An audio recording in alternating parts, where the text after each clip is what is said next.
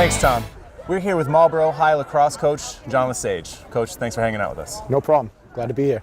With the first-time coaches, we like to ask a couple of questions just so the community can get a chance to know you a little bit better. Fair enough. When did you start to play lacrosse? I actually never went to a school that had lacrosse. Early in my coaching career, I was over at Acton Boxborough, and we had a new coach come in, and they brought me out, kind of coached me up. I spent 12 years over there helping out sub-varsity and helping out with the varsity. It was a great experience, and 4 years ago, the opportunity came up to come take the head coaching job over here, and I embraced it. What sports did you play as a kid then?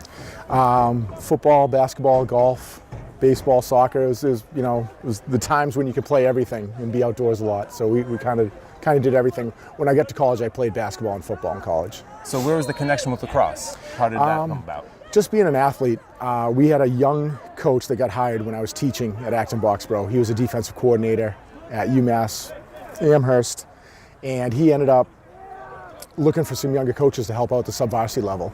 And at that point, I took the opportunity and ran with it. I learned a lot about the game the first couple of years. It was a big learning curve, and I find myself here today with this great group.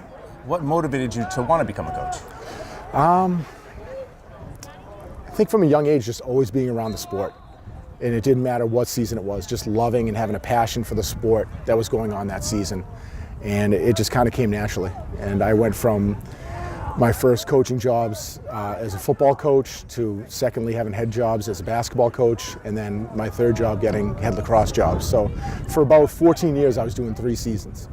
Was there a coach in your past that maybe you take certain styles from that you use today with your players? I've had a ton of great mentors. I've been very fortunate. I know a lot of people don't necessarily have coaches that they look up to, but I've been very fortunate to have a lot of great coaches along the way.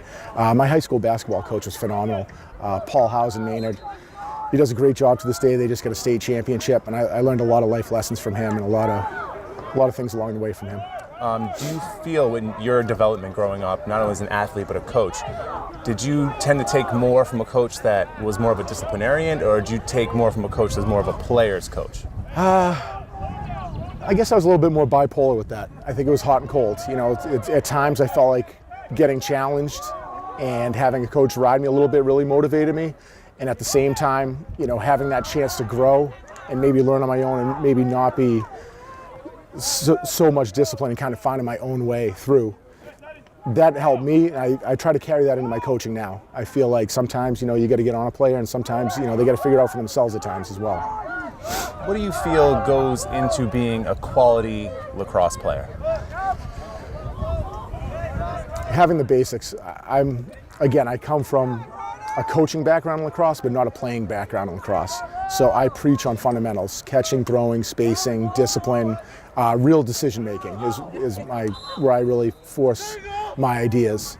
And having a player that's accepting of coaching and willing to do what's right for the team, I think that makes a great player. What do you feel is your coaching style? As a teacher, I feel like everyone has their own learning style, and I think it equates a lot to teaching. Everyone's going to be at a different level, and being able to adapt and figure out where these guys need to be, where you need to be for the guys. I feel like I'm a bit of a social chameleon. I feel like I can find different ways to get to guys, and I feel like I leave it open enough so they feel they're making decisions themselves, and we're working together at this. Now today's game, you had a pretty decent sized lead. They came back, the other team comes back towards the end. In those kind of situations where you feel you're losing the lead, what do you say to your players in the field to keep them focused? It's been the same message. Stay positive and work for your teammates. We have guys that put a lot of time and a lot of effort into this, and we always just try to put ourselves in the best situation to help each other. If it's making a better pass, if it's winning that ground ball for their teammates, it's just really it's the whole team concept. Since day one, we've really tried to change the culture. Lacrosse had been in the town for years before I took over, but it didn't seem like it had that stability or consistency. So being here the last 4 years, we've really tried to make that culture of guys believing in each other and having that consistency and wanting to be there for each other.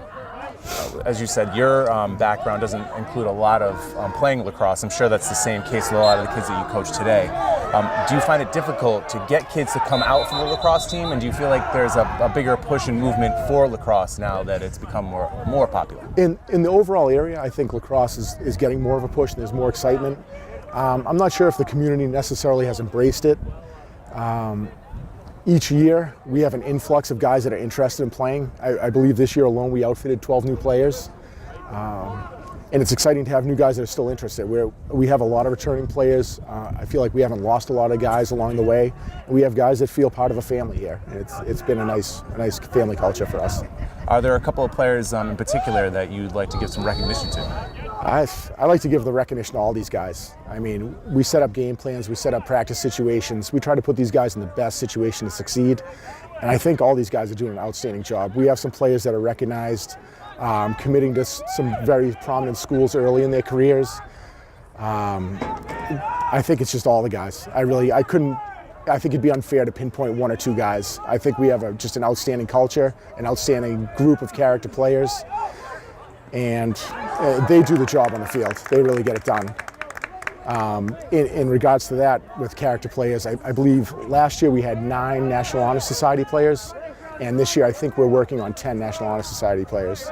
So it's been just really awesome being around this group of guys. It must be nice to be able to see them as student athletes instead of just looking at them as athletes, that they have other aspirations outside of the athletic field. Yeah, we have some really bright kids that are going to go on and do some awesome things, and I'm just really proud to be part of this group. That's great. Well, it seems like they're pretty lucky to have you as their coach, really. I hope they feel that way as well. Well, thank you very much for your time. We really appreciate it. Awesome, thank you. Back to you, Tom.